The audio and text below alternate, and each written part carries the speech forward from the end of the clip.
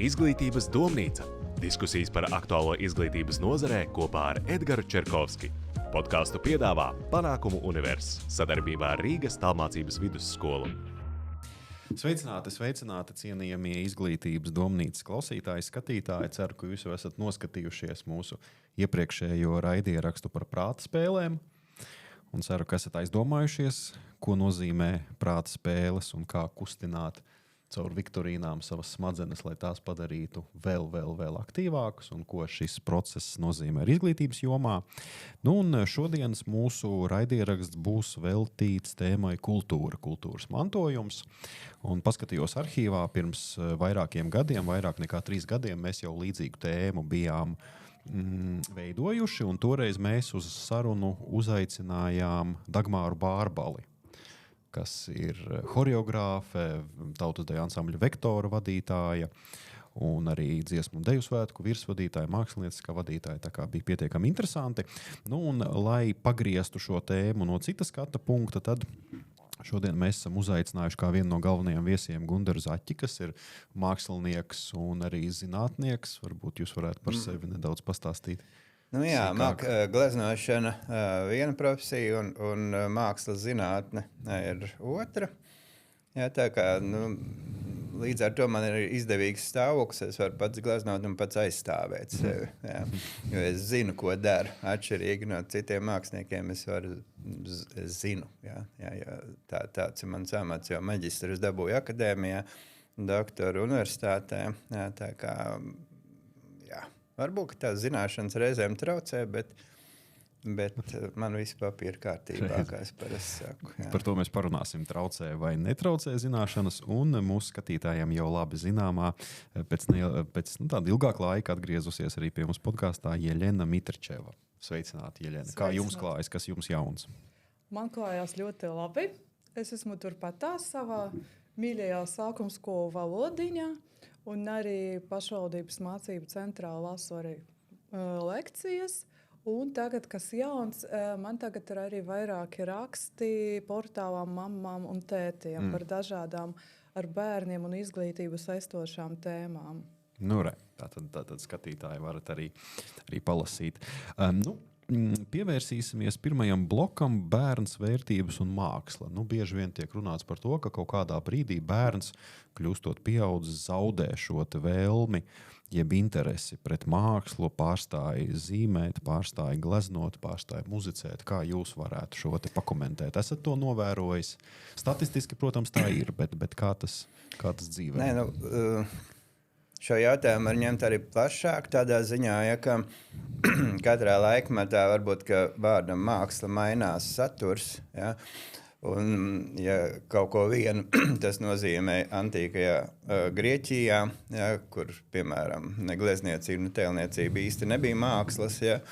Ja, kad, piemēram, viduslaikos pie mākslas tika pieskaitīta matemātika, bet netika skaitīta tēlniecība. Ja, kaut kādā 19. gadsimtā pie mākslas bija arī filozofija, un tā tālāk. Ja, un jautājums ir, vai mūsu laikmatā atkal kaut kā nemainās šī vārda saturs. Ja. Mēs liekam akcentu uz gleznošanu, jā, bet vai tagad, nezinu, šis vārds varbūt no glezniecības ir attālinājies, jā. Un tagad ir kaut kas cits, pie kā mēs vēl neesam pat īsti spējuši pierast, nezinu, vai apzināti, ja, kas tas ir. Vai tas ir IT, vai tas ir mākslīgais intelekts, vai vēl kaut kas, ja. Ja, mēs esam tajā brīdī, kad mainās. Vecais kaut kas īsti vairs nedarbojās, bet jaunais vēl īsti nav saprasts, ja, kas tas vispār būs. Ja. Un vienīgais var teikt tā, ja, ka, ja runājam par glezniecību, ja, varbūt var teikt, ja, ka ir nomainījies šīs nodarbes svarīguma pakāpe vai uzdevums, varbūt tāpat drīzāk teiksim uzdevums, ja, jo mēs gribētu gaidīt, vai esam pieraduši gaidīt no gleznošanas kaut kādu nopietnu produkciju, ja, kaut kādu, mēs atceramies Purvīti, tur impresionists, Leonardo, vienalga, ko mēs atceramies, ja, bet nopietnu kaut ko, ja. Ja, šobrīd ja, tas vairs nenotiek. Ja, varbūt pateicoties Picasso, ja, kurš pārvērt mākslu vai gleznošanu par spēli vienkārši ar uzdevumu pārsteigt sabiedrību. Un tagad mums ir, mēs neaudzinām ar mākslu, bet mēs mēģinām visu laiku pārsteigt, ja, atpūtināt cilvēkus varbūt savā ziņā. Un šobrīd tā arī ir, ja, ka tajā stresainajā vidē, ja, kurā bērni ir noguruši no nepārtrauktas bulingošanas vai sacensības par labām atzīmēm, ja ir izsmelti visi nervu resursi un vecāki atkal cenšas izdzīvot, tad viņi nāk uz studiju tagad atpūsties. Ja. Viņi nenāk taisīt gleznas, bet viņi nāk atpūsties. Ja. Tad viņiem priecīgi, ka viņi vispār kaut ko var uztaisīt un atslēgties no tā, kas ir apkārt. Ja, un līdz ar to mākslai vai glezniecībai tāds terapeitisks uzdevums drīzāk. Ja, tas vairs nav tā lielā misija, kas ko Grieķi aizsāk. Ja. Ja, te drīzāk tāds romiešu variants. Ja. Tauta prasa, es taisu, vai es vienkārši ņem atpūšos. Bet, nu labi, bet kur tad ir tas pārējas punkts? Bērni glezno, visiem viss patīk, zīmē, viss ir forši. Kurā brīdī tas sāk pazust? Un kāpēc pieaugušie nepārņem to, kas bērniem bērnībā tik ļoti patīk? Esat par to domājis? Neteikt, ka pazūd. Ja, viņš mainās, ja, kā es teicu. Ja, mainās attieksmi pret to. Arī varbūt būtisks brīdis ir tad, kad parādījās smart telefoni ar bildēm. Ja. Līdz ar to, ja agrāk vizuālais materiāls bija deficīts, ja, pat pakāpjoties varbūt vēl tālāk vēsturē, ja tur foto, kino, televīzija, kad nebija, ja tad vizuālais materiāls bija deficīts. Un līdz ar to viņam bija daudz lielāks svars, nozīme, pēc viņa ilgojās, gaidīja kaut ko, ja pat nesenā vēsturē, kad mākslas dienas nebija internets, ja, nebija telefoni, ja, vizuālais materiāls bija 2 reizes gadā, kaut kur lielās izstādēs, mākslas dienas bija visas pilsētas mērogā. Ja. Tagad mēs skrolējam, cik grib, ja visi tās vizuālos materiālus mēs varbūt slīkstam vizuālajā materiālā. Un līdz ar to katram atsevišķam vizuālajam kadriņam tā vērtība līdz ar to sāk zust tie drusciņi. Ja. Tas nav ne labi, ne slikti. Tāda ir tā realitāte. Jeļena, skolās kā ar šo te ir daudz tiek pieminēts, ka mūsdienu skolās māksla īsti vairs nav vērtība, ka tā tiek palikt otrajā plānā, ka tagad tiek vairāk runāts par šīm tehniskajām zinātnēm, vairāk par matemātiku, par tehnoloģijām. Kā jūs saskatat no savas pieredzes? Tas ir atkarīgs ļoti no pašas skolas. Kā to skolā priekšmetu vai paceļ saulītē, vai viņš tur, jūs tur pasēžat kaut kur vizuālas mākslas skolotājs. Jūs mākslas, mēs tagad par matemātiku, mēs tagad par latviešu valodu. Un tas ir atkarīgs, vai skola atbalsta, vai tiek rīkots visādas izstādes, vai bērni tiek vest uz visādiem konkursiem, vai viņi piedalās, un pēc tam vai viņus sveic publiski par piedalīšanos vai kādas vietas izcīnīšanu. Kā to skolotājs pasniedz, kā viņš stundu vada, ja viņš visu izskaidro un viņš pats ir tajā iekšā, un tā ir viņa sirdslieta, un viņš pamana tos talantus, tad es domāju, ka arī skolā viss ir kārtībā, jo tas ir skolā tā pieņemts, ka mums māksla ir ļoti svarīga. Vai tas ir koris, vai mēs piedalāmies dziesmu svētkos. Kā to pasniedz un kā skolotāji to tālāk pasniedz vecākiem. Ja nekas netiek prasīts, jūs tur krītiņus visu gadu tikai nesat un papīra. Tad attiecīgi arī attieksme. Un arī kā to ģimene uztver, vai cik ģimene ir atsaucīga pret skolas prasībām, pret skolotājas prasībām. Tad es arī paklausoties arī pirmo atbildi arī no Guntera, tas patiešām ārkārtīgi svarīgs ir skolotājs. Un šajā gadījumā, ja, piemēram, ir skolotāji, kas ir tik ļoti aizrautīgi ar savu jomu, līdzīgi kā Gunters, un tad, protams, pēc tam tas pāriet arī attiecīgi uz bērniem. Kā ir, Gunter, jūsu skatījumā? Jūs ilgi strādājat ar bērniem, vai ne? Cik sanāk gadi aptuveni? Šai studijai, kur es kopā ar sievu vadam, ir 22 gadi. 22 Pirms gadi. tam universitātē lasīja lekcijas. Tātad pēc būtības, ja mēs tā reiķinām, jūs esat redzējis gandrīz vai visu, kas ir ienācis mūsu izglītības sistēmā, sākot ar internetu, attālinātajām mācībām, mobīlajiem tālruņiem, visu. Jā. Kā jūs noraksturotu mūsdienu bērns? Kā ir mainījies, kāda ir uztvere, kāda ir vēlme, vai ir šī iespēja koncentrēties darbam? Jo tas prasa tomēr milzumu lielu arī laiku, kas mūsdienās ir vērtība. Kā jūs varētu to komentēt?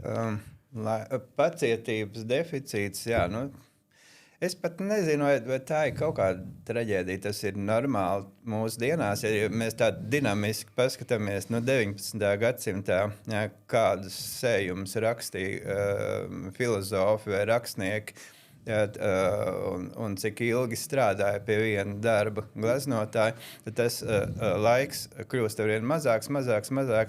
Tagad jau saīsinātās versijas grāmatām iznāk, jā, gleznas ir laikmetīgā māksla vispār viss ir tapusi pateicoties tieši tam, ka nav pacietības, nav laika. Ja? Tas ir izveidojis šī stila specifisko to izskatu. Ja? Un bērniem tas pats, ja mums ir tikai manā praksē bijuši 2 bērni, kas varēja taisīt vienu darbu. Rekords man bija 1,5 gadu, ja, vienu darbu. Jā, visu laiku žēlodamies, ka viņam trūks pacietības. Ja. Jā, bet lielākā daļa ir tā, ka, tā alegoriski skatoties, ja mums arī bērni reizēm mēģina monolīzu taisīt, jā, kopēt, jā, un ja viņš nevar 3 nodarbībās to uztaisīt, tad viņam jau tur ir bezmaz panikas lēkme, ja, ka viņš nevar. Un tad es saku, ja, ka Leonardo to taisīja 6 gadus, to pat neuztver. Ja? Tas ir muļķīgs joks, kurš taisa 6 gadus bildi vienu. Ja? Ja, tagad ir vienā elpas vilcienā jāuztais. Ja? Tā kā tas ir, mums akadēmijā izravēja vārdus labi un slikti šajā jomā. Ja, tas ir vienkārši, tā vai tas ir citādi. Tāpat kā, kad gleznas taisa, viņas nav ne labas, ne sliktas, ir tikai glezna, kas patīk vienam un glezna, kas patīk citam. Ja? Un tad, kad mēs taisam gleznas, mēs jārēķinās, ja, ka viņam kvalitātes kritērijs, vienīgais kvalitātes kritērijs ir tas, kādu sabiedrību mēs ar savām gleznām ap sevi pulcinam. Ja? Ja es ap savām gleznām man sāk pulcēties cilvēki, ar kuriem es labi jūtos, ja, un kas man vienkārši varbūt labi jūtos viņos, ja, tajā sabiedrībā, tad es saprotu, ka manām gleznām viss ir ok. Ja es uztaisu izstādi, ja, un ap mani sāk pulcēties un es izpa plecus un saka, ka tu esi mūsējais aizdomīgi cilvēki, ar kuriem es pats mulstu, ja, un es jūtu, ka es nejūtos labi. Tas nozīmē, ka kaut kas nav īsti tā kā vajag. Un bērni arī veido ap sevi kaut kādu noteiktu sabiedrību. Ja. Mēģina veidot ap sevi noteiktu sabiedrību. Ja. Žanriski vai ne, stilistiski, ja, man pārsteidz, ka bērniem vairāk patīk nevis abstrakts, bet reāls, ja, kaut kas. Ja. Tas tiešām man pārsteidz, jo es akadēmijā atkal vienmēr, kad es sāku mācīties, man gribējās rauties uz abstrakciju, uz kaut kādiem duliem eksperimentiem. Jā, un es tikai pēc beigšanas stipri vēlāk atgriezos ja, pie reāls kaut kādas mākslas. Ja. Bet viņam labāk patīk tas reālais. Jā. Vairāk man gan piesaista uzmanību tas, ja, cik bērni ir atklāti ja, savās sarunās. Ja, ka, gan arī pēc principu, kas prātā tas mēlis galā, un tur vispār nav nekādas cenzūras. Ja. Viņi var runāt par jebkuru tēmu, ja, pilnīgi acis nepamirkšķinot. Tas ir varbūt tas, kas man vairāk ir piesaistījis, ja, ka ir pazudušas bremzes kaut kā, ja, ka ļoti brīvi jūtās, ja, un tā lielā brīvība ir tā, kas varbūt kaut kādā brīdī pat viņas varētu sākt traucēt. Ja. Ja, tāpat kā izvēloties nākotnes profesiju, lielākā daļa vidusskolnieku pat pēdējā klasē vēl nezina, kur iet, jo viņiem ir tāda izvēle priekšā, ka viņš vairs nezina, ko ņemt. Pa daudz, jā. Un mākslā arī viss ir redzēts. Ja? Un mēs to eksperimentējām arī tādā veidā, ka uztaisām gleznu, tad mēs augšu plādējam Googlā, ja, lai paskatītos, vai ir kaut kas līdzīgs. Un izrādās, ka lai cik oriģināli mēs tajā brīdī neliekamies, ja pilns internets ar līdzīgām bildēm, ja, un pēkšņi izrādās, ka tu dari, ko gribi, viss jau ir, ja, priekšā. Ja. Un tad jautājums, ko es vēl vispār varu pienest šajā pasaulē? Ja, viss jau ir. Ja. Un tad paliek tikai šī privātā lieta, ja, ka es sevi terapeitiski kaut kā noskaņoju, sevi relaksēju vai nomierinu vai vēl kaut kā, tā ir galvenā vērtība. Ja. Jo viss lielais jau ir uzgleznots. Ja, un tad tur gan arī tāds stāvoklis, kā bija 19. gadsimta sākumā, kad jau tur aicināja gleznu galerijas dedzināt, ja, lai varētu atkal no jauna visu taisīt. Ja. Ne tikai arī grāmatas un visu. Jā. Jelena, vērtības, ko pieminēja Gunters, visticamāk retorisks jautājums, bet ģimenē, jūs jau strādājat ar bērniem, strādājat ar vecākiem. Visticamāk var taču novērtēt, ka ja vecāki ir radoši un nodarbojas ar mākslām, tad bieži vien tas tālāk tiek nodots arī bērniem, vai ne? Kāda ir jūsu pieredze? Ziniet, ļoti dažādi ir. Man ir bijis bērns, kur vispār vecāki nekādas nebija sasaistas un ļoti tādi... Viņam bet bērns bija, viņam ar uzvedību bija grūti, ar mācībā bija grūti, un vispār viņš neko negribēja, un vispār. Bet kā viņš dziedāja kori, un viņi piedalījās ar mūsu skolas kori dziesmu svētkos, kā viņš dziedāja, un viņš bija tādā sajūsmā, un visās stundās viņš tur vai nu zīmēja, un tik kolosāli zīmēja, ka viņam ir pat grēks aizrādīt, jo, kolosāli. Un ģimenei nekāda sasaista ar mākslu nav. Viņi pat nenojauta, cik viņš ir talantīgs. Un ir bērns arī mums, tur uzmanības deficīts, tur arī grūti ir. Bet kā viņa zīmē un māksla ir viņas dzīves sastāvdaļa. Viņa iedod kaut kādu origami grāmatu vai ko, vai es viņai parasti atnesu kaut kādu neparastu šablonu, un viņa pazūd. Viņa tur var stēdēt stundām ilgi, un tur radošais process. Ir ģimenes, kuriem viss ir, un uz operām ir vests, un uz teātri, bet viņš pat nekad par to nestāsta. Un jā, mēs tur esam bijuši, bet viņu tas kaut kā neaizkustināja. Tas nav viņa. Ļoti dažādi, te nav kaut kādas tendences. Gundar, jūs pats pieminējāt, vairāk kā 20 gadi mainās, viss mainās ekonomika, mainās tehnoloģijas, mainās sabiedrības, mēs pārējām uz šo patērētāju sabiedrību, mums visu vajag uzreiz, mums visu vajag ātrāk. Parādās arī tāds termins kā ātrā kultūra, vai jūs varētu pateikt savas domas, ko tad jūs domājat par šo ātro kultūru, kas tas tāds ir, un vai tā mūs pamazām neaizvedīs kādos neceļos?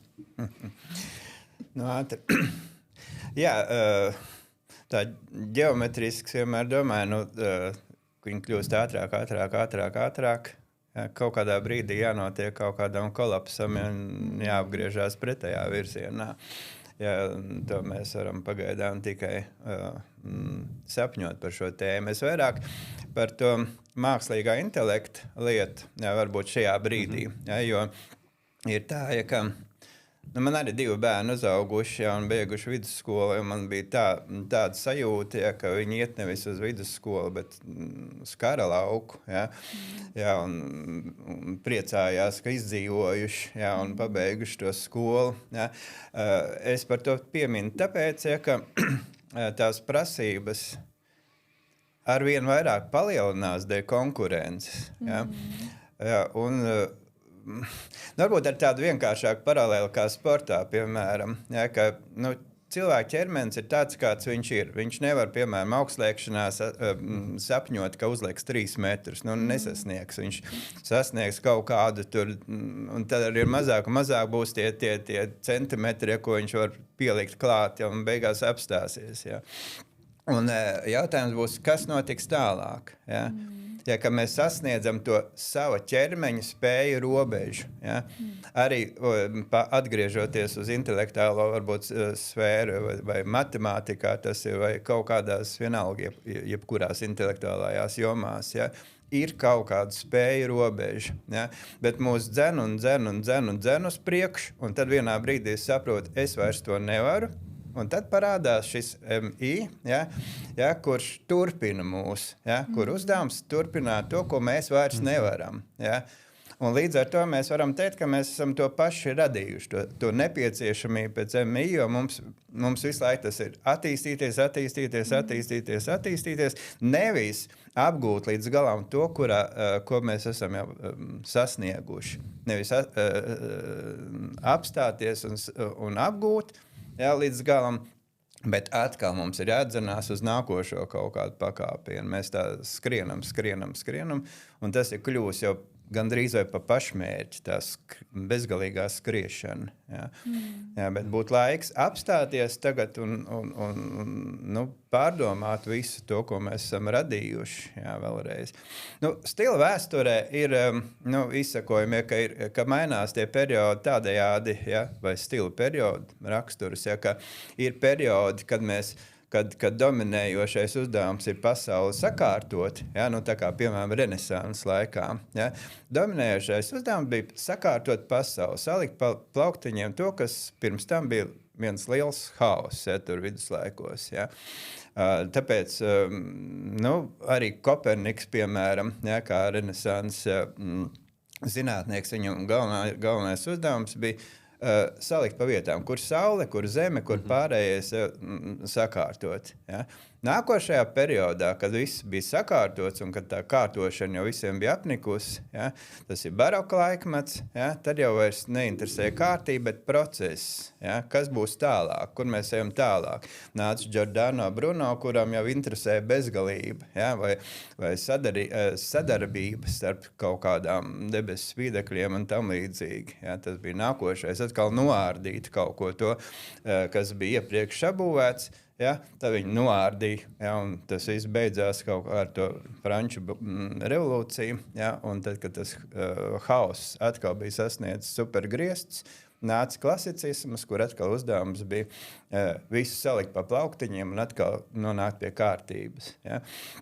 Tā kā periodiski mainās šie periodi, kad mēs kaut ko ārdam ārā, un periodi, kad mēs atkal gribam sakārtot pasauli. Tā kā, kurā periodā mēs dzīvojam šobrīd? Mēs dzīvojam, kad mēs ejam grītam grāvī. No ekonomikā mēs šo posmu saucam par antropocēnu. Okay. Kā laikmeti. Jā, mēs grītam grāvī. Nē, vēl viena lieta, kas stilistiski stila periodus raksturoja, ka, piemēram, te varbūt salīdzināt Grieķiju un Romu varbūt antīkajā periodā. Ka Grieķiem mākslā bija misijas kaut kāds status, ka viņai bija jāaudzina sabiedrība. Mākslā bija jārāda cilvēkiem mērķis, uz ko tiekties. Kā viņi tur teica, ka māksla ir tāpat dabu tikai vienu pakāpīt augstāk. Viņi parādīja cilvēkam, uz ko tiekties. Drusciņ tāda moralizējoša attieksme bija.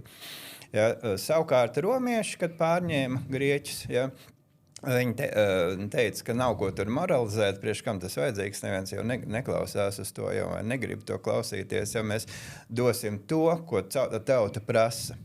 Tautai vajag asinis, mēs dosim asinis.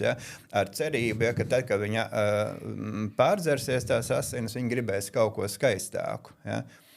Tas šobrīd varbūt tas periods varbūt ir, bet dīvainā kārtā cilvēki nepārdzerās tās asinis. Ja mēs paskatāmies televīziju, slēdz, kuru kanālu grib, visu laiku ir izmeklēšanas.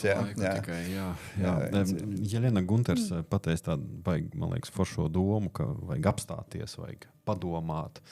Imants Ziedonis arī to ir aicinājis visu laiku. Viņš bieži vien savās intervijās ir teicis, ka vajadzētu apstāties, ka vajadzētu tikt vaļā no tehnoloģijām, lai tā slavenā intervija, kur viņš aicināja, ka benzīnu vispār nevajag dot, lai vairāk pasēž mājās, lai nestaigā apkārt, lai vairāk raksta vēstules. Bet būsim godīgi, skolotājiem mūsdienās ārkārtīgs izaicinājums ir. Kā padarīt to, lai visas tās lietas, ko ārkārtīgi interesanti stāsta Gunders, lai tas nebūtu bērnam garlaicīgi? Un vai vispār vai to vēl var? Jo, man liekas, mūsdienu bērns, viņam tās informācijas ir tik daudz, ka tas ir, manuprāt, neiespējamā misija to padarīt. Ne tik garlaicīgi. Tur jau jāsāk no ģimenes. Ja tā bērns atnāk mājās un viņam telefons ir vienīgā izklaide un vienīgā rotaļlieta un vecāki ar viņu vispār nekomunicē, tad būs grūti.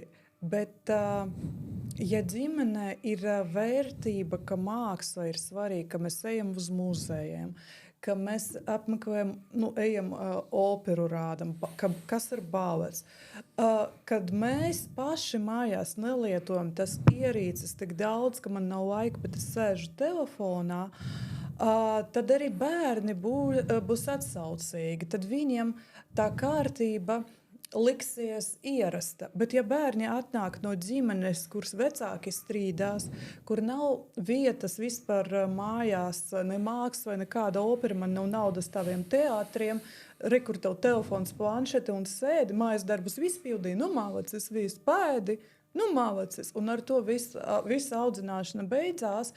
Tad tas bērns, viņš jau reproducē stundā visas savas neapmierinātās vēlmes, savu agresiju, savu neapmierinātību. Kāda tur māksla? Līdz ar to tas ir jāsāk no sabiedrības un no ģimenes. Ir, tomēr tas vērtības varbūt jāpārkārto, jo tās digitālās ierīces, tas nav tās īstās vērtības, kas mūs kaut kur aizvedīs. Kur ir tiešām...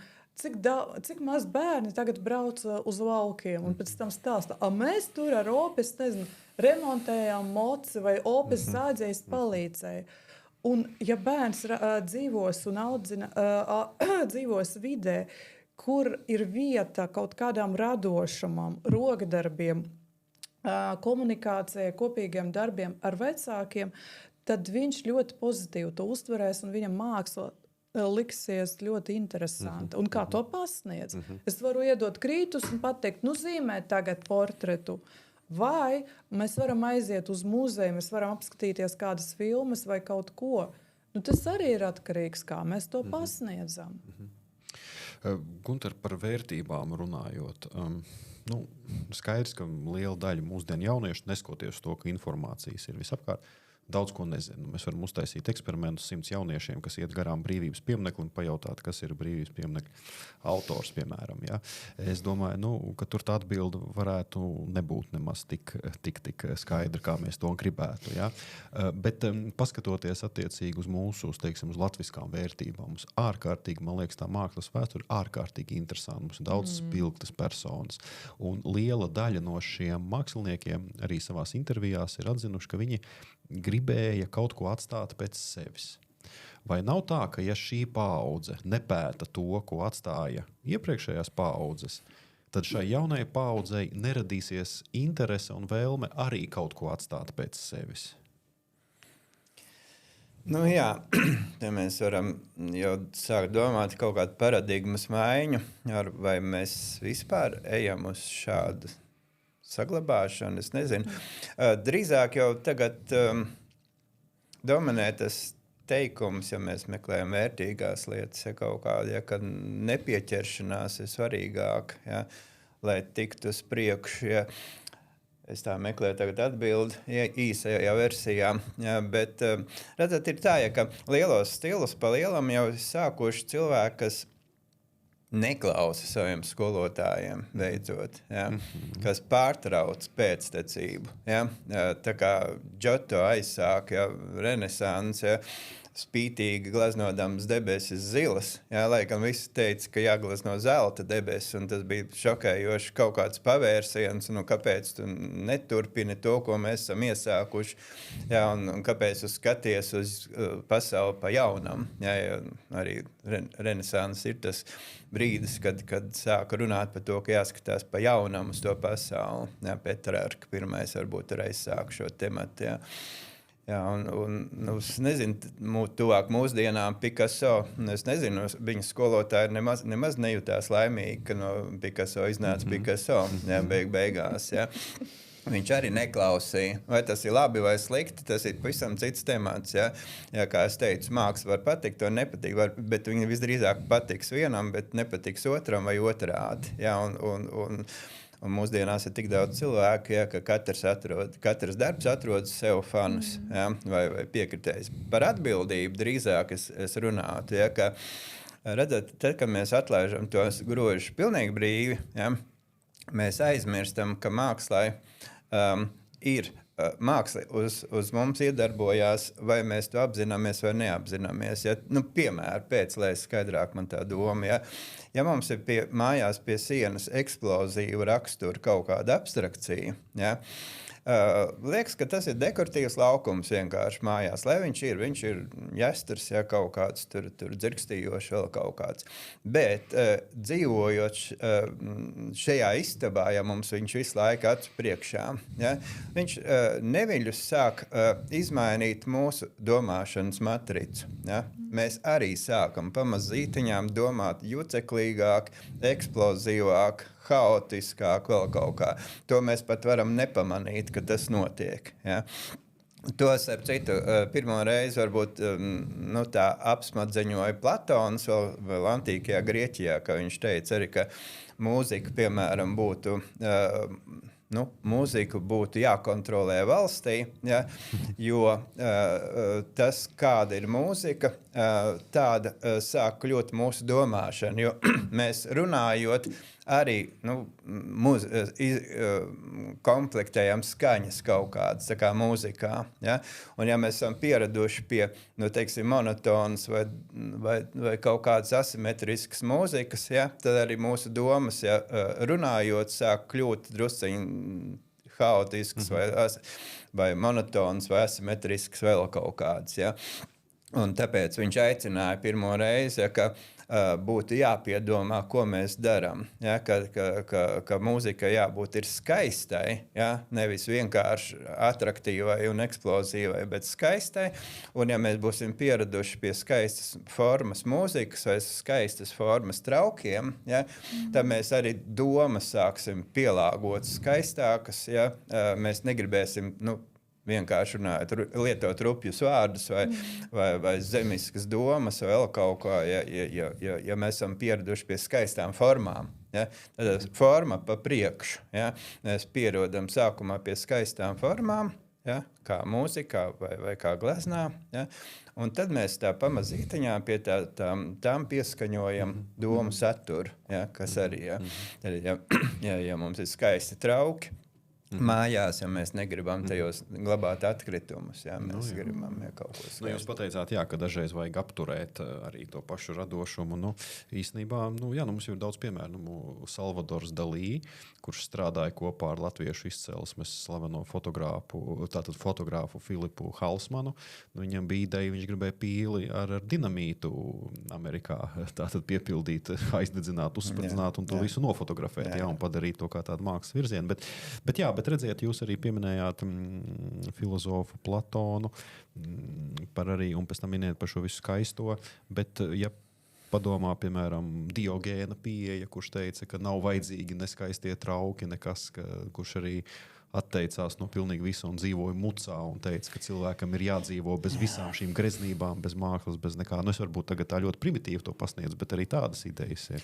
Tad jau mēs varam arī salīdzināt kaut kādu rietumu vai austrumu to ģenerālu attieksmi, ja, kad rietumos, ja, kur mums dominē princips, ka ja mums kaut kas trūkst, tad mums ir jāmēģina to dabūt. Jā, lai to dabūtu, mums jānopelna nauda, jā, un tad mēs varam dabūt to, ja atkal, jā, un mums noteikti jādabūna to, kas mums trūkst.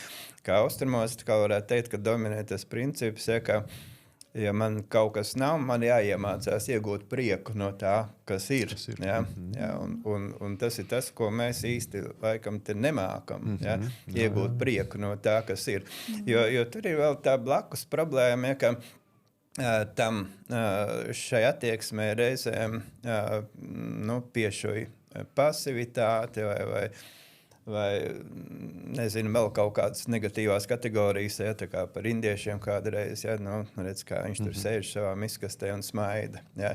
Ja viņš iemācījies iegūt prieku no tās miskastes, kurā viņš tur sēž, ja, tajā brīdī. Tas neizskatās labi. Ja, tas neizskatās labi, ja, un mēs esam rietumu kultūra, ir āršķirīga kultūra. Ja, mums viss balstās uz ārējo izskatu, uz formām. Ja, gal galā viss stila vēsture balstās uz āršķirību, ja, kā izskatās, ja, no ārpuses. Ja. Ja austrumos atkal dominē princips, kā piepildīt, ja, teiksim, ja mums ir trauki. Tā kā grieķu vāzes, vai mēs novērtējam, kā izskatās austrumos, atkal ikebānu, ja, kā piepildīt to trauku. Trauks var būt vienkārši pavisam, ja, bet kā piepildīt. Ja. Šeit mums ir stila istabas noformējumā varbūt, ja, vai vēl kaut kā, ja tad teiksim, kaut kādā Japānā, ja tur istaba var būt ļoti lakoniska, bet viņi piepildīt tur ar tējas dzeršanas ceremoniju, ar viesu uzņemšanas ceremoniju, kā piepildīt, tas saturs galvenais. Ja. Jā. Tas tā kā Kristus, ja, ka viņi tur piesit krustā, ja viņš arī tur neteica, saka, Dievs, man tikai 33 gadi man piesiet, bet viņam bija, man nogalināja, bet viņš paskatījās apakā, viņš teica, jā, viss piepildīts, jā, viss piepildīts, jā, tā dzīvīte piepildīta ar kaut ko, jā. Jā, mēs esam vairāk uz āru, jā, uz āršķirīgo. Japāna arī tie piemēri visām tām, kā viņi pret traukiem izturās. Un, ja viņi nesaka vecs, viņi saka vērtīgs. Es lasīju vienu interviju ar sievieti, kurai ir tad nobružāta krūzīte. Jau 40 gadus viņa katru rītu dzer tēju no šīs krūzītes. Viņai jautāja, jūs tā kā negribat izmest ārā un nopirkt jaunu. Viņa pateica, tā taču ir mana. Tā ir mana vērtība, viņa ar mani kopā ir 40 gadus, un katru dienu viņa kļūst aizvien vērtīgāka. Un vēl bija tāda interesanta piebilde, ka viņa teica, es katru rītu šajā krūzē ieraugu kaut ko jaunu. Ja? Tā kā tas ir fenomenāli. Jā.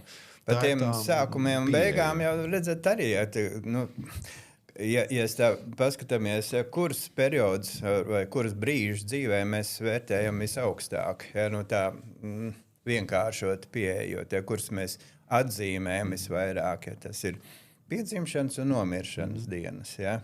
Tie ir top svētki. Ja. Kas ir pa vidu? Mazāk interesē, jā. Kāda starpība? Jā, galvenais ir viņa dzimšanas diena, ok, ja ir vēl arī nāves diena, vispār labi, viņš ir nodefinēts, jā, viņam ir sākums un beigas, jā. Jā, tad viņu var kaut kā ielikt kaut kādā plauktiņā, tad viņu vērtēt, var svērt, var vēl kaut kā, jā. Jā, un tas tā kā kādreiz skatījos arī, kad rāda pa televizoru raidījums par vecajiem cilvēkiem, kas tur 100+ nodzīvojuši, tad man arī likās reizēm, ja viens otrs no viņiem 100+ nodzīvojis un vēl kustās, baigi interesanti. Ja? Bet jautājums, ja, kā viņš ir piepildījis dzīvi, ja tas ir pilnīgi sekundārs. Ja? Var paskatīties, nezinu, es tagad man to Austras kuņu par viņu rakstu mēģina, jo viņa man kaimiņiem vienkārši bijusi kādreiz. Ja? Un es domāju, cik viņai bija gadi, ja? Salīdzinoši. Ja? Jā, viņi nenodzīvoja tur līdz 100 un vēl kustās. Jā, viņi mazu īsu. Jūs taisīja pašnāvību ielic daudz. Jā, par to tas būtu atsevišķi stāsts. Jā, bet, tā vismaz tā oficiāli. Jā, bet es runāju par to, ka svarīgākais nav tas garums, vēl kaut kāds, bet es tā runāju, un es domāju, es drīkst tā vispār runāt. Domāju, ka noteikti šis ir viedokļu brīvības jautājums. Tā kā mums ļauj satvērst. Vecajā derībā kādreiz atceros, ka mēs viņu tur analizējām, un tur arī bija, ka tie pirmie cilvēki, Viņa dzīvoja kolosāli garus mūžus, tur 800, 900 gadi. Un pēkšņi viens nabadzīņš, kur 365 gados Dievs paņēma pie sevis. Ja, un tas iemesls, ja, kāpēc? Tāpēc, ka ar viņu dzīvi viss bija kārtībā. Ja. Viņam nabagam nebija jāsēž 800, 900 gadus, lai visu izdarītu, kas viņam bija jādara. Ja. Varbūt tas ir temats par to, ka mēs īsti nesaprotam arī, kas man jādara vispār. Ja. Kad mēs skolās mācām ļoti daudz visādas atsevišķas zināšanas, bet to galveno, ja, kas tam man vispār ir jādara šajā dzīvē, ja vispār par to gandrīz nerunājam. Un tad man liekas, ka mums ir tā, ka mēs ir divi atsevišķi termini, ja, ir zināšanas un gudrība. Ja. Ja, un man liekas, ka mēs dodam pārsvarā zināšanas, bet nedodam gudrību. Ja. Kas ir gudrība? Tas būtu apmēram tā, ka iemācītu, ja mums ir matemātika, tad mums būtu jābūt otram priekšmetam blakus, kurš mācītu, kā izmantot manā dzīvē to, ko es esmu iemācījies matemātikā, lai mana dzīve kļūtu labāka. Ja? Tad zināšanas izmantot dzīvē, lai sakārtot savu dzīvi. Tā ir gudrība. Ja? Jo savādāk, ja tās ir tikai zināšanas, kuras man tur dara tikai eksāmenam, ja? Universitāte kādreiz mēs par to runājām, ja, ka tas ir tāds, Ziemassvētku vecīši, ja, tāds,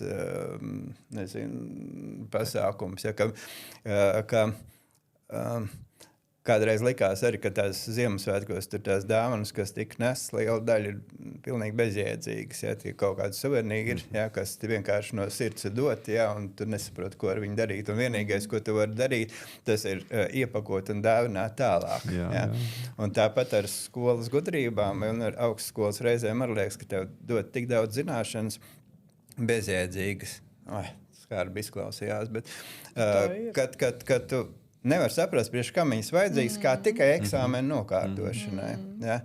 Un tu viņas savāc, nezinu kāpēc, un vienīgais, ko es arī varu darīt, tas ir iet strādāt skolā, lai dot nākošajiem. Ja? Viņi tāpat tās paņems no bailēm, ja, par sliktu atzīmi, ja, iepakos un dos tālāk. Bet kur paliek dzīve? Ja, blakus, ja, pielietojums. Man dzīve no tā nekļūst vieglāk. Ja. Jā, tas ir tagad mūsdienās gan augstskolā, gan skolās nepārtraukti par to runā. Nevelti ir šī kompetenci pieeja un domā, kā to padarīt praktiskāk. Ja.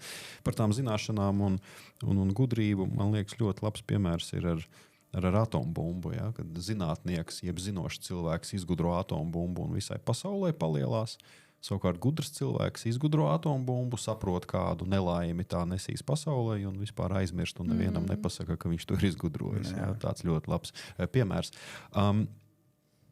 Runājot par skaisto, turpinot šo tēmu, Jeļena, jūs arī jau ar labu pieredzi skolā strādājat ilgi, redzējāt, kā skolā ienāk sociālā tīkli. Tā ir cita attiecīga arī, teiksim, pat vesela kultūra un tā. Kā jūs vērtētu sociālo tīklu ietekme uz jauniešu izpratni par to, kas ir skaistais, kas ir vērtīgs, kas ir pareizi, kas nav pareizi? Man liekas, ka ienākot sociāliem tīkliem, viena tāda negatīva parādība ir, ka tagad var sociālos tīklos kādu bullingot, veidot 7, 8 grupas, kur mēs ņirgāsimies par kādu bērnam par to nezinot, un skolotājs vairs nevar to ne izkontrolēt, ne pārtraukt, ne viss tiek publiskots. Bērniem ir telefoni, un viņi var filmēt skolotājas stundu un pēc tam kritizēt, vai ir gadījumi, kad vecāki paši liek bērniem nofilmēt skolotājas stundu, tad bērns pārsūta to vecāku WhatsApp grupā, un ar šo ierakstu vecāki griežās pie direktoras. Varbūt nākamie režisori trenējas. Es domāju, ka sociāliem tīkliem ir tāda gan pozitīva ietekme, ka mēs varbūt vairāk komunicējam ar saviem draugiem. Mēs vairs nezvanām, mēs tur sūtam bildes, paskaties, kā mans tur bērns, es nezinu, kaut kādu vietu dabūju, dejo vai kas. Tādā ziņā, ka komunikācijas līdzeklis, tas ir ļoti pozitīvi.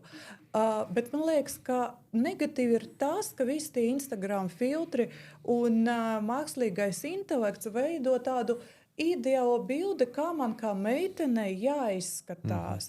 Tas veido tādus viltus skaistuma standartus, kurus mēs nekad nesasniegsim bez plastiskās ķirurģijas atkal. Vai tas ir labi, ka mēs maldinām bērnu, radot viņam to neīsto?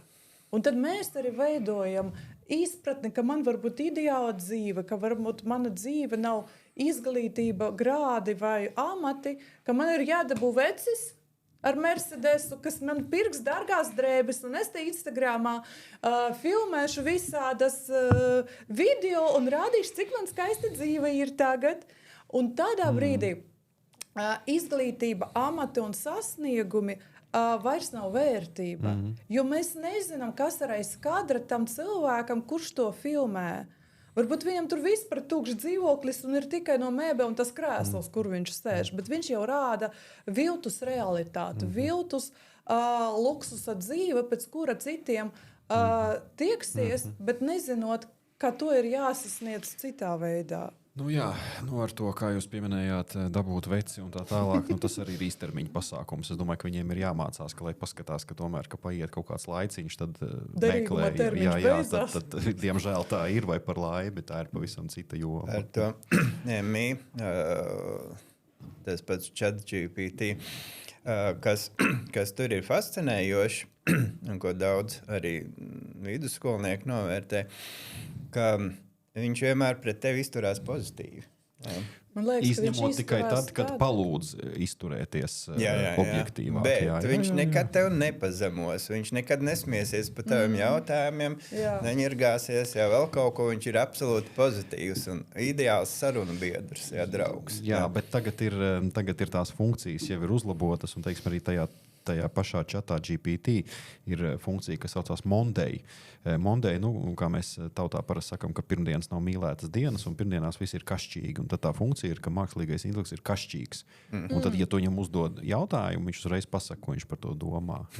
Jo, agrāk tā bija par to, ka mākslīgais intelekts ir ļoti tāds ētisks un ļoti tāds ar tādu attieksmi, bet tagad tas viss pamazām mainās. Un es arī pats lietoju mākslīgu intelektu. Ļoti labs piemērs ir savulaik, kad es gatavojos maratonam, tad es jautāju, vai es šodien jūtos nedaudz noguris, vai man vajadzētu iet uz treniņu.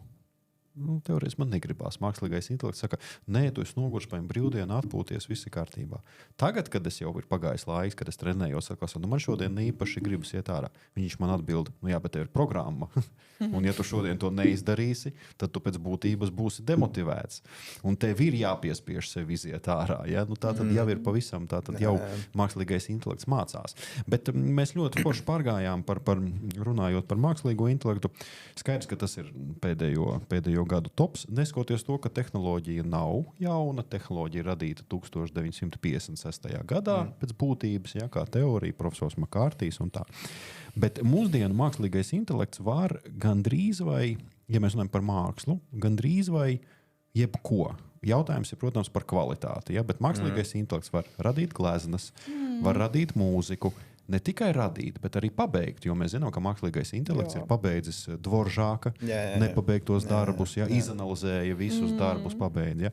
Mākslīgais intelekts var balstoties uz personalizētu datu analītiku, izstrādāt to mūziku, kas patiks konkrēti jums, uzrakstīt dzeju, kas nevis būs veltīta nācijai, bet konkrēti kādam, balstoties uz viņa personalizēto pieeju. Radīt scenārijus lugām, kas atkal būs personalizēti konkrēti mērķa auditorijām. Vienvārdu sakot, var izveidot mākslas darbu, kas ir konkrēti jau radīts konkrētai grupai, balstoties pat uz zināmu matemātisku pieeju, ļoti precīzi izkalkulējot to. Kā jūs par to domājat? Man liekas, ka tas ir milzumliels risks. Bet viņš ir tūkšs tas darbs taču. Kā? Viņš ir tūkšs. Nu, tūlīt pat. Nē, par to enerģētiku arī mums arī bija sarunas par, tur nav tās enerģijas un vēl kaut kas tam līdzīgs, bet man kaut kā nāca līdzības ar rakstniecību, ka tā kā parādījās pirmās iespiestās grāmatas, arī kaut kas līdzīgs bija minēts, ja tur vairs nav tās enerģijas, ja tur tehnika, ja tur viss drukā, tikai tagad jau nav tā rakstnieka klātbūtne. Tagad sen jau vairs neviens neraksta, ja, un tur ir tā rakstnieka klātbūtne tik un tā. Ja. Jautājums par to MI. Jā, es arī esmu izmēģinājis ļoti daudz šīs programmas, ar kurām taisa. Ja. Īstenībā tas nemaz nav tik vienkārši uztaisīt. Tas man aizņem vairāk laika nekā uzgleznot. Ja, uztaisīt labu vizuālu bildi mākslīgajā intelektā. Tas nav vienkārši. Ja. Tev tur jāpiemeklē vārdi, jāmāk noformulēt savu domu, savas sajūtas, savas emocijas. Ja. Un, ir divējādi. Viens, ja mēs viņu varam izmantot, lai radītu gala produktu, bet otrs, ja, ka te, kad es arī kādreiz nonāku pie kaut kāda, ideju krīzes, ja, tad es arī varu uzsākt šo sarunu ar kādu no šīm te mākslīgā intelekta programmām. Ja, un sāk sarunāties. Man tāda doma, es gribētu šito te, un viņš tagad piedāvā man vizuāls variants. Es beigās nemaz negleznoju tā, kā viņš man piedāvājas, bet es to skatoties un sarunājoties nonāku līdz savai kaut kādai idejai. Ja, tas tā kā tāds skolotājs, kurš man rāda iespējamos risinājumus. Ja, tas ir saruna biedrs vai es nezinu kas. Jo citādi par to tukšumu runājot, varbūt tas ir tikai dotajā brīdī, viņas ir tik tukšas, jā, jo viņas vēl nav sasnieguši to kvalitātes līmeni, lai par to runātu vispār. Jā. Viņas pašlaik ir. Tas ir interesanti. Bija vairāk pētījumi par to, ka, piemēram, bija tādi pat eksperimenti vairāk, jā, kad tika izvietotas gleznas, kuras ir radījis cilvēks un mākslīgais intelekts. Un, protams, ja cilvēkam nepasaka, ka tas ir cilvēks un mākslīgais intelekts, atpazīt pilnīgi nevarēja. Un bija jāapkam, ka bieži vien par to, ko radīja mākslīgais intelekts, cilvēkiem pat likās interesantām. Bija jāskatās 10 gleznas un tad jāatzīmē, kur jums patīk un kāpēc. Ja? Un tad cilvēki vairāk atzīmēja. Protams, ka tad, kad pasaka mākslīgais intelekts, tad savādāk vērtē. Tad uzreiz vērtē, protams, tukšums. Es domāju arī, ja ir, teiksim, uzzīmēts, bija taču ļoti daudz tie pasaules eksperimenti, kad kaut kādi slaveni mākslinieki bija kaut ko zīmējuši zem citiem pseidonīmiem un neviens to nenovērtēja. Bet tad, kad pateica, ka tas ir tas mākslinieks, tad tas bija līdzīgi arī jau mūsu pieminētais Salvadors Dalī. Viņam bija tāds triks, ka viņš vismaz tā runā, ka viņš nekad nav maksājis par pusdienām un vakariņām restorānā. Viņš vienkārši viņam atnesa čeku, viņš uz čeka kaut ko uzzīmēja, parakstījās, un tad tā čeka vērtība bija vērtīgāka nekā visu viņš bija apēdis. Ja. Tas bija tas vienmēr, ko mēs runājam par to pašu Maļeviča kvadrātu, ja, ka to var, ir minēts, ka to gandrīz vai jebkurš var izveidot. Ja, bet, konteksts temats tur ir svarīgi, kādā brīdī. Kādā brīdī, kas, kāpēc. Tajā brīdī arī, jo tad, kad viņš radīja, piemēram, dominējošais akadēmiskais stils bija tāds salkans realisms. Salkans tādā ziņā, ja, ka it kā realisms, bet dominējošie personāži vienmēr bija kaut kādi antīkie dievi, vēl kaut kas, ja, kas visiem jau kaklā sēdēja, visiem tiem jaunajiem studentiem. Ja, un tad vienā brīdī sākās tas dumpis, ja, ka cik var to visu, ja, atkal tur salkanos sižetus, ja, un formas un tam līdzīgi. Ja, un tad, Maļevičam tur vēl ir arī cits, varbūt tas konteksts, ja, ka viņš sāk iebilst pret to, ka tā reālā māksla ir arī pilnīgākie meli, ja, jo tur nav nekā reāla, ja, jo ja būtu reāls, būtu 3D, ja, un būtu vēl smaržas, ja, un vēl kaut kas, ja, kas nāk klāt, un no paša sākuma tie ir meli, ja, pie kuriem mēs esam pieraduši. Ja, un ka vienīgais, ja, ko var godīgi uzgleznot, tas ir ģeometriska forma, ja, tāpēc viņš paņēma kvadrātu, lai tur nebūtu domstarpības, ja, kas tā pa figūru. Ja. jā, un attēlot krāsu. Ja, un tad paņem melnu krāsu, lai arī nebūtu domstarpības, vai tas ir sarkans vai zaļš vai vēl zils, ja, bet melns. Ja. Viņš uzgleznoja melnu kvadrātu, viņš saka, nu, tagad es esmu pilnīgi godīgs. Ja. Tur nav ne kripatiņas meli. Ja. Ja, tā izskatās absolūti godīga māksla. Ja, un tad mēs varam tur spriest, vai man tas patīk, vai man tas nepatīk, vai tas ir labi, vai tas ir slikti, bet tā izskatās godīgi. Ja, attēlot. Tas ir vienā eksemplārā konteksts. Mums skolā bija gadījums, kad bija radošā brīvā tēma, un tad varēja, ko vien grib uzzīmēt vizuālajā mākslā. Un tad bija viens puisis, kurš bija uzzīmējis arī melno kvadrātu un aiznesis, un skolotājs teica, es neieskaitīšu. Viņš saka, kāpēc? Bet rekord, tas taču ir pasaules slavens. Un tas skolotājs pēc, kad tu būsi Maļēvičs, tad es tevi ielikšu. Pagaidām eju un dari pats. To es tā ļoti labi atceros. Arī interesants, kaut kāds tāds. Jā, bet mākslā ir vēl viena ar šīm formām, ja, kad mēs arī drusiņi pāanalizējām, ja, kaut vai to pašu Twombly vai vēl kaut ko, ja, ka, tur nekā nav, tur tikai kaut kāda vienas krāsas, tāda ripuļu vai spirāls vai vēl kaut kas tur sazīmēts. Ja, bet maksā viss sākot no 2 miljoniem uz augšu. Ja. Jā, un tad jautājums, kur tur ir kvalitāte? Ja, mēs runājam par mākslas kvalitātes tematu. Ja. Tur ir bezjēga runāt par kvalitāti. Šim vārdam kvalitāte vienkārši nav vietas, tur nav nekāda kvalitāte. Bet kāpēc cilvēki pērk un kāpēc par tādām summām? Ja, un tad es kādreiz tā izspēlēju tādas mizanscēnas, ja sāku iedomājies, viņš nopērk viens tāds turīgais cilvēks, ja, sev tādas šāda abstrakcija, ja, noliek pie sienas, ja, nopircis par 20 miljoniem un katru reizi, kad viņš iet garām, ja, savai bildei, kas ir viņa pilī pie sienas, ja viņš ir saprātīgi domājoša būtne, ja, vienīgais, ko viņš var teikt, ak, Dievs, es par šo mēslu samaksāju 20 miljonus, būtu ieguldījis biznesā vai nopirkt salu okeānā, bet es nopirku šito. Un kas notiek? Tajā brīdī pamostās kolosāls emocijas, ja, tās adrenalīna emocijas, ja, kas būtībā mākslē būtu jāpamodina. Ja? Mākslas uzdevums ir pamodināt emocijas. Pamodināt, jā. Viņš pamodināja. Jā. Tāds klusināts saulrietis pie sienas, viņš, varbūt tur vakarā kaut ko tur, nezinu, es pat nezinu, ko viņš darīs. Ja? Vienkārši pat uz brītiņu varbūt nomierinās vēl kaut ko. Ja?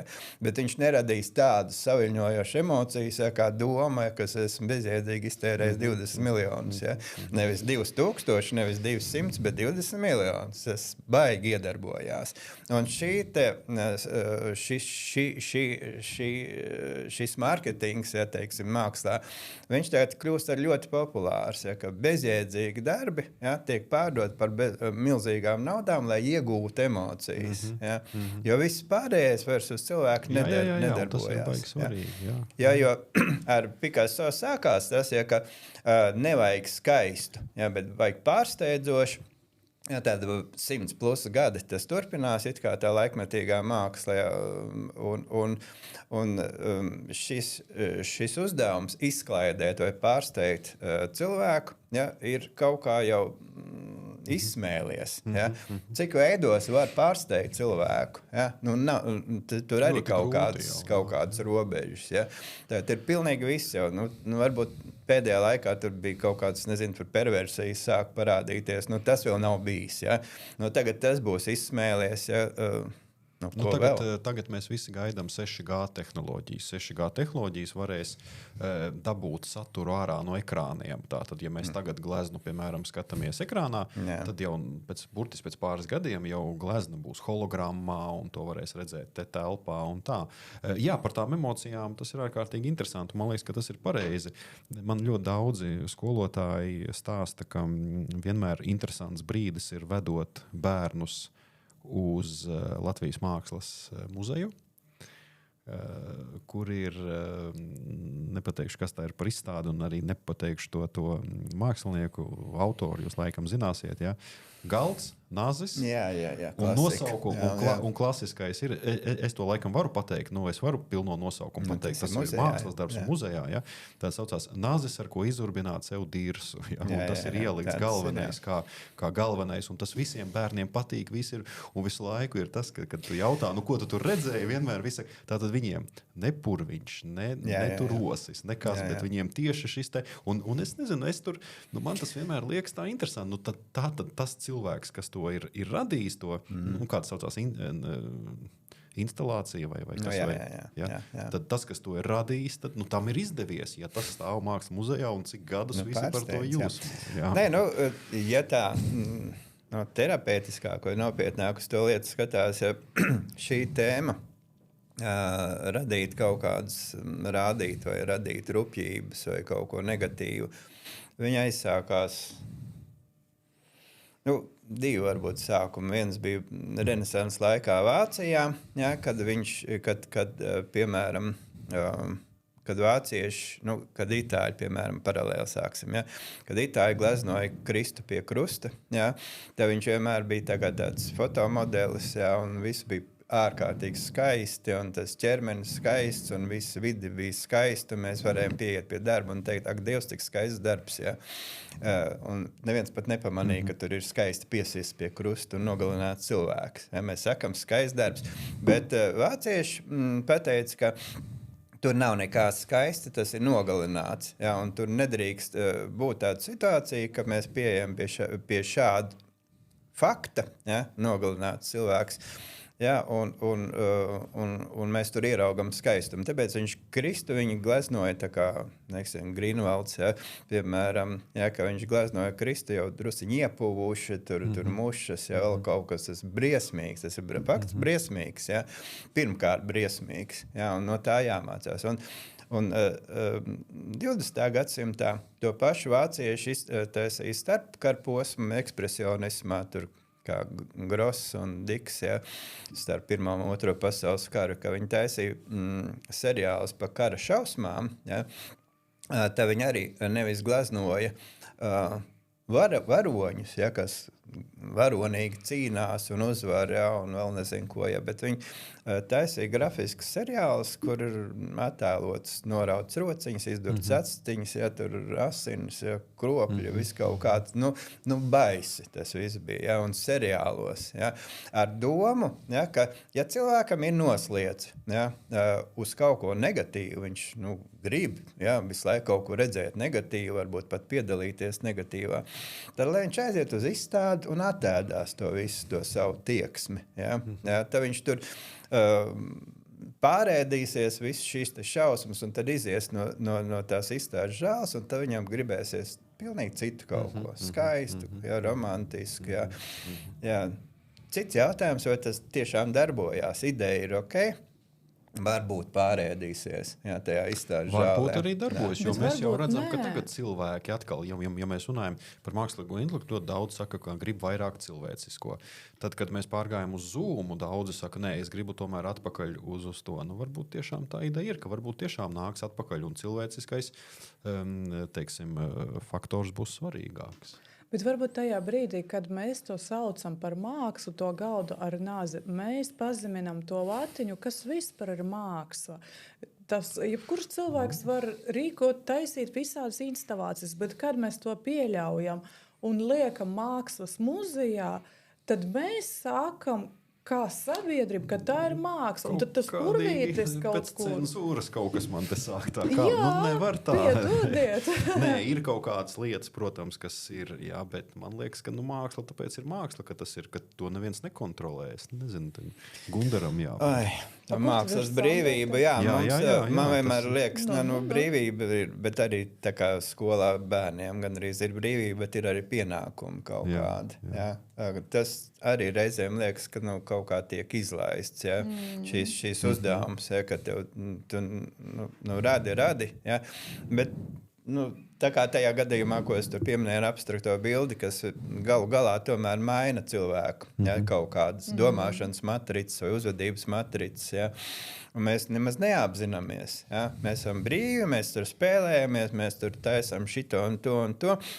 un nemaz neapzināmies, kādas tam ir sekas, ka mums būtu pienākums par to padomāt. Es atceros vienu tādu mizanstēnu no sevis, ka es arī daudz simtiem cilvēkiem esmu pieņēmis eksāmenus un runājis ar viņiem, un reiz man uz ielas vienu pienāk klāt, un saka, vai cik patīkam tur satikties, un jūs man toreiz visu dzīvi izmainījāt, es tomēr ko izmainīju. Viņi saka, mēs tur runājāmies pie tā eksāmena, un es tur kaut ko esmu ļoti svarīgi viņai pateicis, un viņa esot aizgājusi mājās, un pēc tam aizgājusi tur radikāli izmainījis kaut ko savā dzīvē, es pat neatceros vairs, ko tikai. Bet viņi teica, ka viņi radikāli izmainīja savu dzīvi pēc maniem vārdiem, un tagad viss ir ok. Es domāju, ka ja es tajā brīdī būtu apjēdzis, ka man vārdi šādi iedarbosies, es stipri tur padomātu, ko es saku. Bet tad viņas dzīve varbūt nemainītos. Jā, tas par to atbildību, ka mums, ir brīvība, bet kur ir tā atbildība? Tur jau tā lieta, jā. Un es par to arī pēdējā laikā ārkārtīgi daudz domāju, jo izglītībā es darbojos kopš 2011. gada, un pa šiem gadiem tūkstošiem studentu, kas ir un skolnieki, un kas ir izgājuši cauri, un tiešām pienāk klāt uz ielas un saka, jūsu vārdi toreiz, tu pat neatceries to cilvēku, bet tu saproti, ka tu esi pēc viņa stāstītājs ietekmējis viņa šo dzīvi. Bet tā arī bija jānotiek. To jau, man liekas, jāskatās arī likteņa un visuma kontekstā. Es arī ļoti, ļoti spītīgi gribēju doktorantūrā tikt, arī izmācījos, dabūju 2. maģistra grādu, un man bija tik tāds mērķis taisns, un man izgāza aizstāvēšanā augstskola, un es netiku. Un tajā brīdī, es nezinu, man nedēļa bija depresija. Es vispār, es nezināju, ko tālāk darīt, jo man tas ceļš bija tik taisns. Bet tad es saprotu, cik labi ir, ka viņi man ka es netiku doktorantūrā. Paldies, ka viņi man izgāza aizstāvēšanā. Man ir 2 maģistra grādi, man ar to pietiek, un man tas dzīves ceļš citā virzienā aizgāja. Līdz ar to, ja mēs spējam pozitīvi mainīt kāda cilvēka dzīvi, tas taču ir kolosāli. Man liekas, ka par to tā kā jāpadomā, kā mēs to sasaistam ar tādiem notikumiem. Pietiekami interesanti. Gunter, pēc 100 gadiem cilvēki paskatīsies uz mūsu, es pat neteikšu laikmetu, tas ir, man liekas, jau pa plašu, bet uz tiem 30 gadiem, kas tagad ir pagājuši, piemēram, mēs kā sabiedrība, paņemsim Latviju, uz latviešiem 90. gadi, Padomju Savienības sabrukums līdz šodienai. Sociāltīkli, mākslīgais intelekts, viss tas, ko mēs darām. Kā jūs domājat, kā viņi mūs noraksturos šo laiku? Ko viņi pateiks, kādi mēs bijām? Viņiem būs ko raksturot? Vai to vispār ir iespējams modelēt pie šī tempa, kā mēs dzīvojam? Jā, ka man tagad vakar... Tā ideja bija tāda, ka jūs ļoti, manuprāt, precīzi noraksturojāt rietumu kultūru, jūs noraksturojāt austrumu kultūru, jūs arī mūsu sarunas laikā minējāt vairākus laika posmus, un jūs tik brīvi par to sanatni runājāt. Tātad visticamāk nākotnē runās arī par šo periodu. Kā jūs iztēlotos tā nedaudz pafantazējot? Man vakar viena 12. klases meitene, kas nāk pie mums leznot, mēs sākām sarunāties par šīm līdzīgām lietām. Viņa teica, kā tur nākotnē, viņa teica, ka es, piemēram, viņa saka, es 6. 7. klases bērns jau vairs nesaprotu, es netieku līdz viņiem, kā viņi attīstās ar visām IT un lietām. Ja, un ja 12. klases meitene netiek līdz 7. klases bērniem šobrīd, tad kas notiks? Nezinu, varbūt, ka nebūs. Gribās reizēm tā kā Kantam teikt, vai kaut kas ir aiz šīm durvīm šobrīd. Es nezinu, varbūt, ka nekā nav. Tad, kad mēs atvērsim, tad viņas tur būs. Tur tie cilvēki, mēs tagad tikai dzīvojam no idejām, ka tur ir aiz tām durvīm kaut kas pastāv. Es nezinu, tas, man liekas, būtu baigi vieglprātīgi to modelēt. Kaut kas vajag mans lauciņš pastāvēs. Jā. Viņam ir diezgan lieli apdraudējumi. Jā. Vai varbūt, ka vienkārši, nezinu, kaut kam jāļauj nomirt, jā, lai nāktu kaut kas vietā. Jā. Jā. Es nezinu, profesijas, piemēram, fotogrāfi, gleznotāji, mūziķi. Kaut kas beidzās. Jā. Kas nāks vietā, es nezinu. Pat IT tehnoloģija joma, kas likās šobrīd ļoti tāda droša. Arī tas pats MIA. IT jau ir pilnīgi palikts malā. Jo ja mēs... Facebook tur vai Meta, viņi var tu samazina jo. Tad es pat nezinu, kas mums būs. Mēs būsim brīvi. Jā, un tur atkal ir tā ideja, kas ir ārkārtīgi interesanti, ka nākotnē lielākais cilvēka izaicinājums būs brīvais laiks. Ka tā ideja tāda, ka tā pasaule pāriet uz to, ka mūsu vietā ļoti daudz ko darīs tehnoloģijas, un tā dzīve būs tāda, ka cilvēks būs vairāk radīs, vairāk strādās radoši. Bet es vienmēr esmu domājis, cik mēs mūsdienās spējam vispār novērtēt laika vērtību, tas ir viens. Un mums taču ir ārkārtīgi daudz cilvēki, kas laiku vispār nemāk izmantot. Paskatieties, kā tiek pavadītas brīvdienas, kāda ir mūsdienu atpūta, piemēram, kā mēs pavadām kaut kādus kultūras pasākumus. Ja tas viss ne tikai, es pateiktu, gribētos, lai cilvēks veselīgāks paliek, ne, tieši pretēji, bieži vien pat kaitē. Un tad jautājums ir, ko cilvēks varēs darīt. Paskatieties, kā ir, kad ilgāks, kas notiek ar ilgstošiem bezdarbniekiem, kas notiek ar cilvēkiem, kad viņi ir ārpus aprites. Ja? Vai mēs spēsim to laiku izmantot, vai mēs spēsim katru dienu padarīt unikālu, jo visas cilvēces pastāvēšanas vēsturē vienmēr pamatideja bija viena no pamatidejām, bet tā ekonomiski bija darbs. Un cilvēkam bija vienmēr, tas ir aprakstīts filozofijā kiniķiem, tas ir attiecīgi mūsu latviešu folklorā aprakstīts, kā darbiņš man prieku deva un šī latviskā filozofija attieks pret darbu. Ja? Bet tagad tev pēkšņi darba nav. Un tad, ko tu vari darīt? Tu vari rakstīt dzējas, tu vari gleznot, tu vari... Bet tas būs vajadzīgs ar mākslīgo Kam tas būs vajadzīgs? Un vai cilvēks to varēs? Un ko mēs darīsim ar to brīvo laiku? Tas ir ārkārtīgi interesanti. Ārkārtīgi. Man liekas, kā vai mēs nonāksim līdz brīdim, kad mēs pateiksim viss, man to visu nevajag. Es gribu pats. Bet, ja ir pārāk daudz laika, kurā nezinu, kur likt, tad man liekas, ka var ieslīgt kaut kādā depresijā, gulēt uz dīvāna, un tad cilvēks vispār nav vajadzīgs. Jo es varu pasūtīt ēdienus, varu komunicēt, strādāt attālināti. Viss, kas te tikai iznest. Viss. Arī nevajag vairs. Roboti var izdarīt Amerikā to tā. Labi, paņemsim tā optimistiskāk. Un tad vispār kāda ir cilvēka... Kāda ir vajadzība pēc cilvēka? Tur tā lieta tagad sanāk, ka visas tās pamatlietas, kas savulaik mūs attīstīja, lai mēs virzīja, pareizāk teikt, lai mēs attīstītos, tagad tiek aizvietots.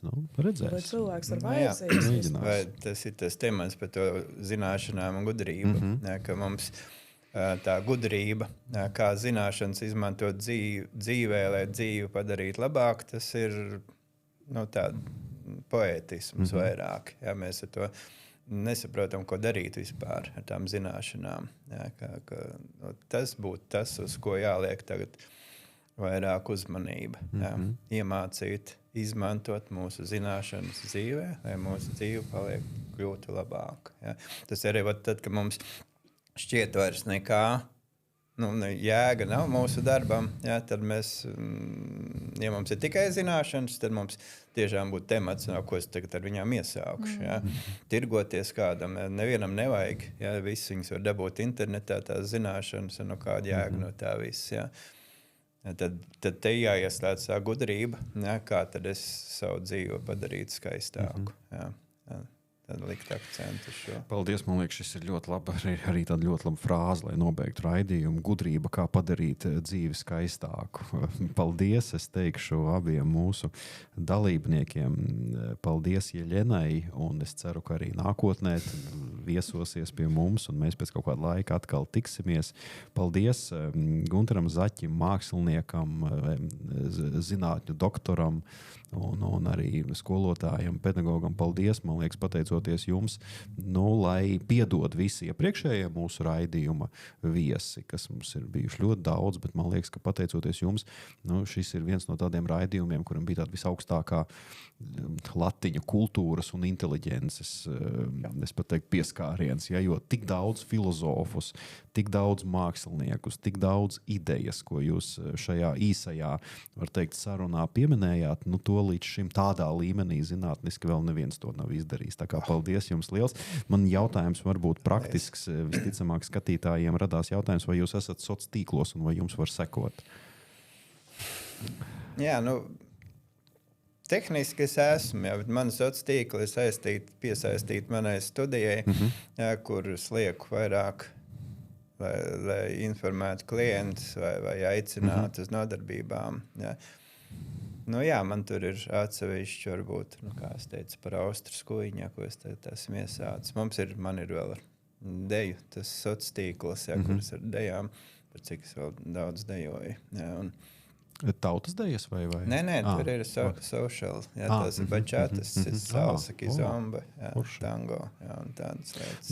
Tā kā vienmēr sakot, visi, kas gribēs informāciju, atradīs. Un lasam arī Jeļenas rakstus par bērniem, par bullyingu, par to, vai bērns ir gatavs skolai, par to, kā dažreiz tā programma, kurā mācās bērns, neatbilst viņa spējām, un tad ir jāmeklē kāds atbalsts. Tur ir ļoti daudz rakstu, kas tiešām nāk no pieredzes, no prakses, un man liekas, ka ļoti noderēs gan vecākiem, gan pedagogiem. Paldies jums, un paldies arī skatītāji, un mēs turpināsim strādāt, lai strādātu un radītu aizvien jaunas, interesantas tēmas. Paldies! Paldies! Paldies!